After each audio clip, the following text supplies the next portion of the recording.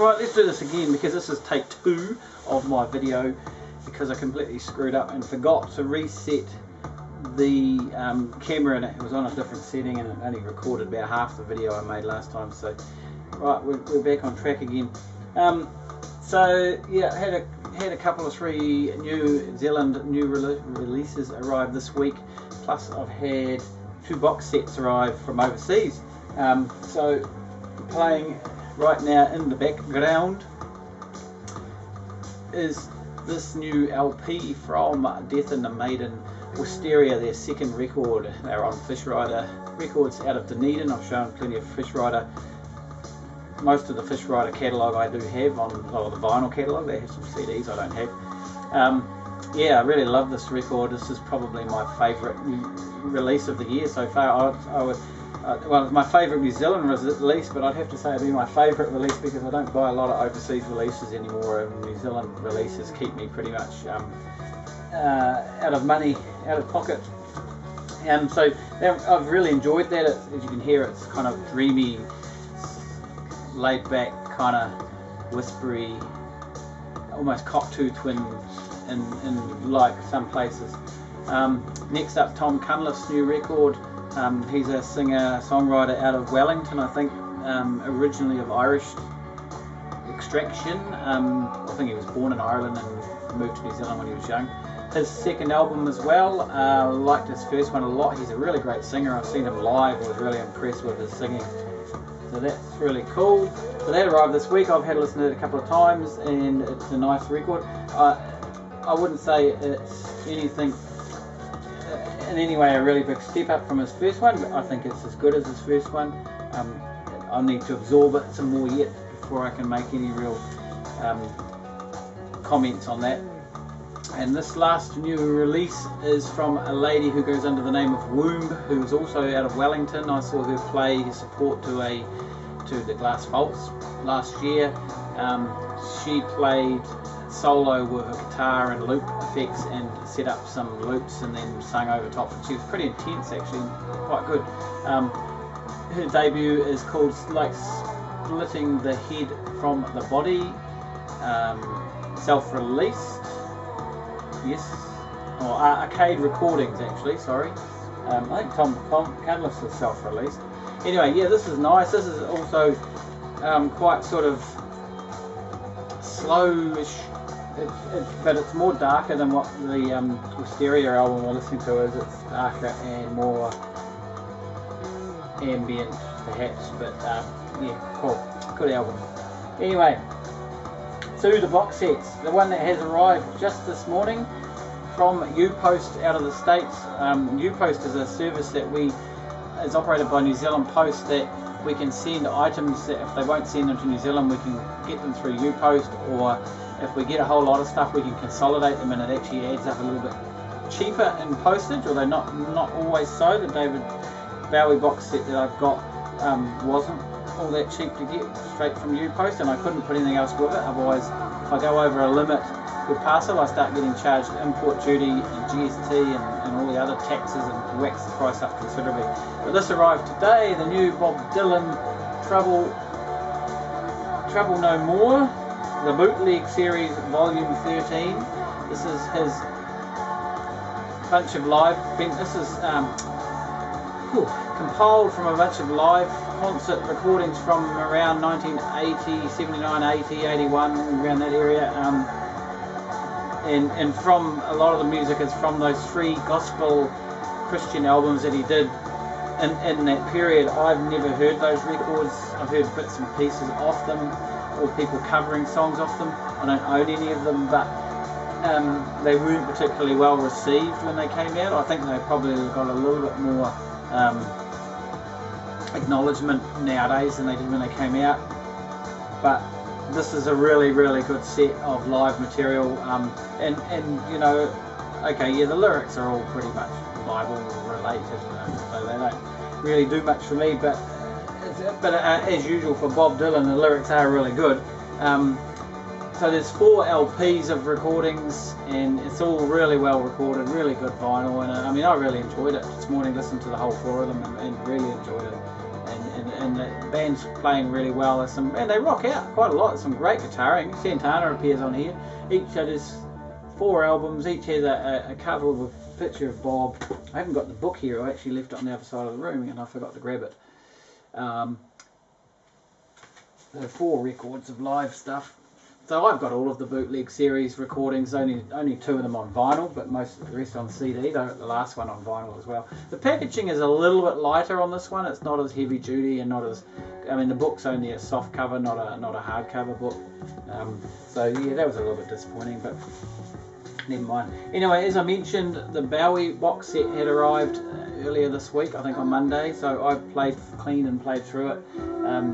New career in town. This is my favourite period of Bowie. I mean, I was really excited about this box set and was looking forward to it. I have the other 2 that have come out and expected to get this straight away, but I held off after I read all of the interesting complaints about the sound quality on the internet, and I had a listen on Spotify, but I mean Spotify I just streaming through my cheap and nasty surround sound home theatre system, which sounds alright for casual listening, but if you really want to get serious, it's not really that good. You can stream it through here, I suppose, if I want to, but it's only MP3 quality anyway. On Spotify I don't have an account, so it's only 128 bit. So.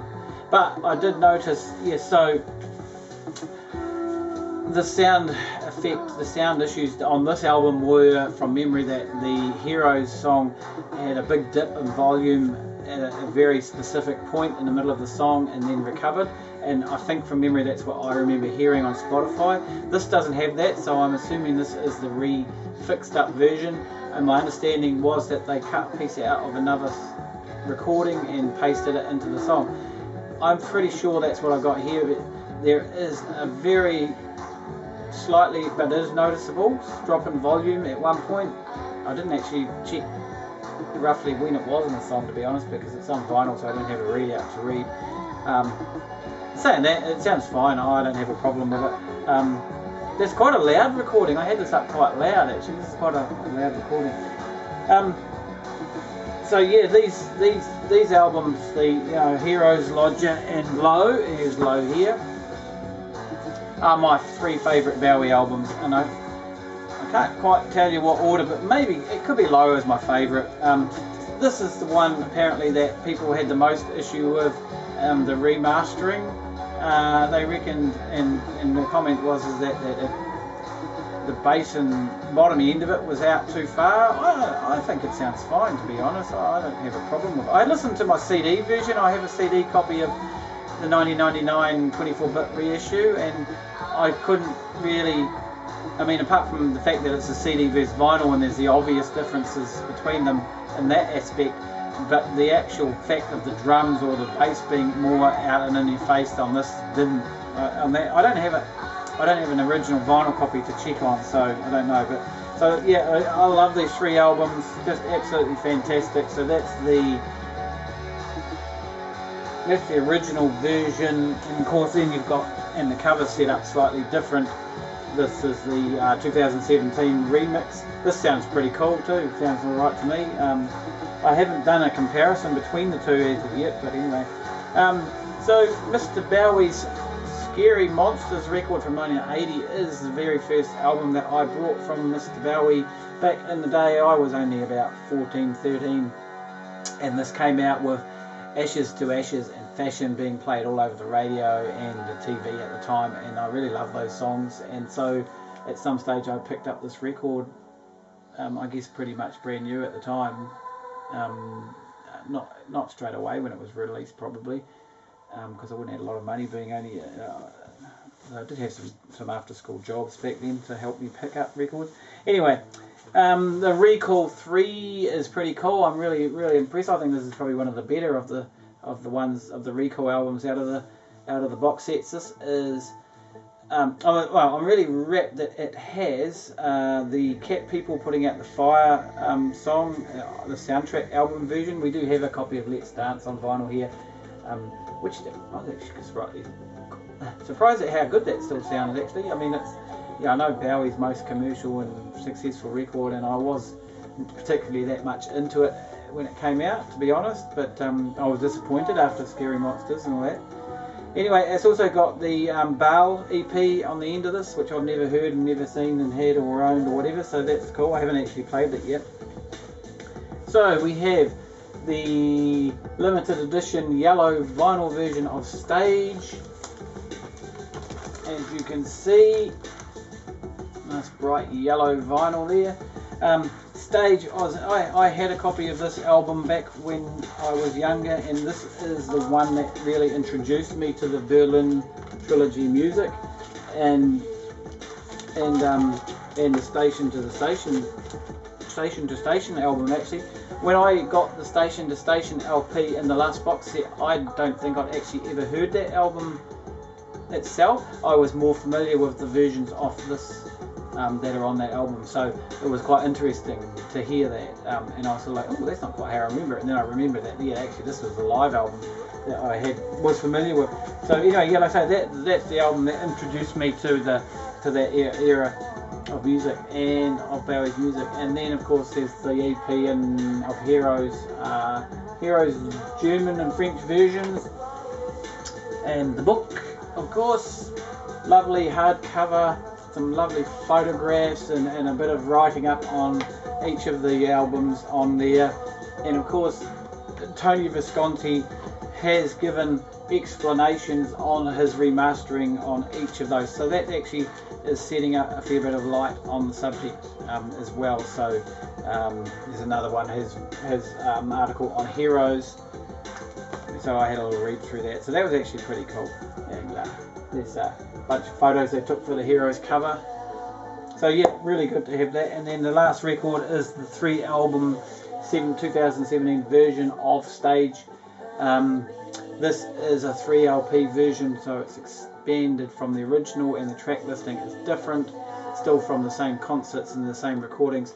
There was a 2005 CD of this that came out, and that was pretty much what we have here, except there are 2 additional tracks on this apparently that aren't on the CD.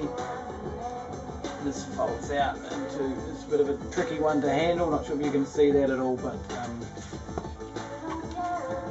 I've had to listen to this and it sounds damn good as well. You know, I think they've done a really good job of remastering them, and the sound quality is great. I should pull out, we do have a version of the original version on vinyl here.